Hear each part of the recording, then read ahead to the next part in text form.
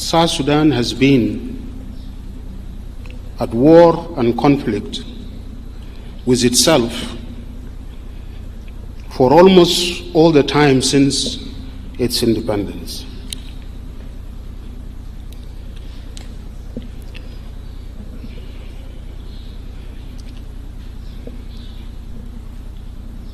South Sudanese have fought, displaced and killed themselves. Since 2013, they have negotiated and signed agreements under the IGAD mediation. They have also negotiated and signed several documents in Rome under the mediation of Sant'Egidio community. All these agreements have not ushered South Sudan into peace and good governance. All the transitions and the transitional governments have failed to take South Sudan into peace. Today, South Sudan is threatened with disintegration and collapse into chaos and disorder. It is gripped by multiple crises.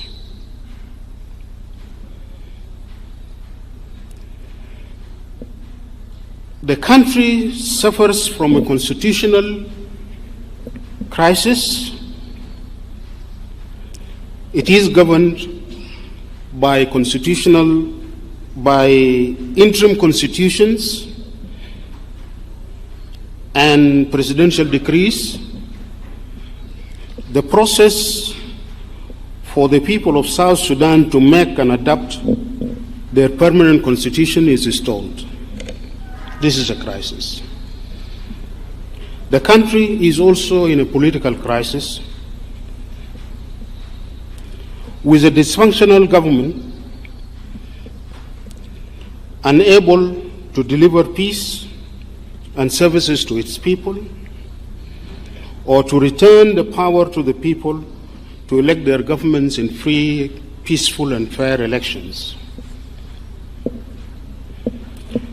The country is in a severe economic crisis, and the state has been bankrupted. It is incapable to pay its civil servants or make any meaningful development, or even to maintain its diplomatic missions outside the country. To the point that some of its diplomats are evicted and made homeless, like what happened in Rome 2 days ago. Our country is suffering probably the worst humanitarian crisis in our history. More than 75% of our population are in danger of starvation and hunger. For them to survive, they need humanitarian assistance in the world that is also changing and becoming more difficult today. South Sudan is in another crisis. Probably it is among the first countries that have become victim of climate change. We have been having floods for the last 5 years, and large territory of South Sudan is under floods continuously for the last 5 years, while other areas are suffering drought, disrupting our subsistence agriculture and causing food insecurity. With also a lot of waves, heat waves that are disrupting the normal life of our people.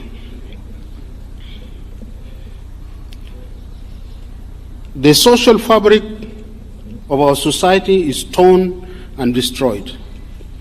Communities are divided and are made to fight among themselves.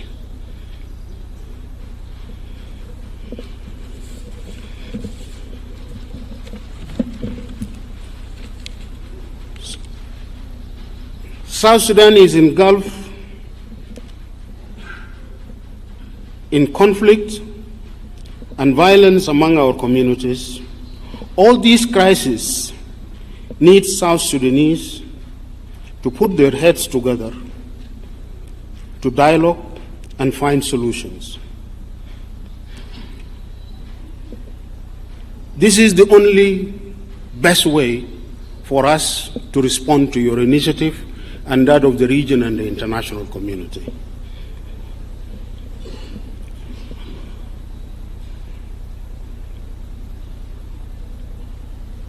Engaging in national dialogue and building national consensus and agreeing to a new social contract is what is required.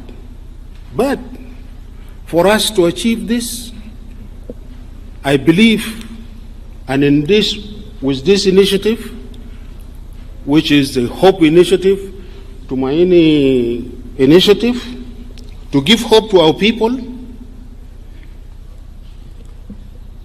we need to leave the mindset of conflict. We need to stop seeing ourselves as enemies. We are brothers and sisters. President Kiir, we are brothers and sisters.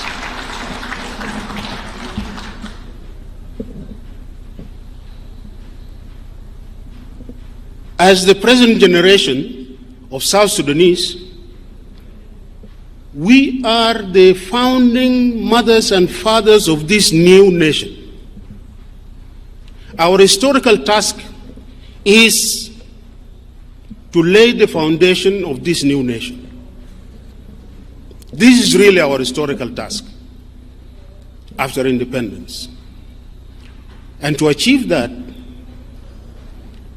we have to engage in dialogue, we have to be positive, we have to overcome this hatred that has filled our hearts. This is not time for that. Especially now that the world is changing and there are many crises that are even coming up beyond the one that we have created ourselves. I believe this is our last opportunity. And we must take this seriously and engage in dialogue, and it must be an inclusive dialogue. What we need is not another peace agreement.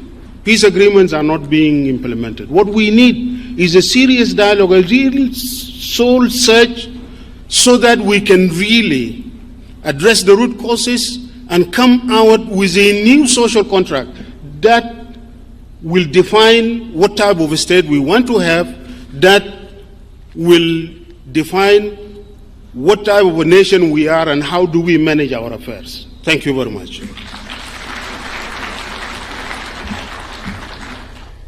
Thank you, Your Excellency.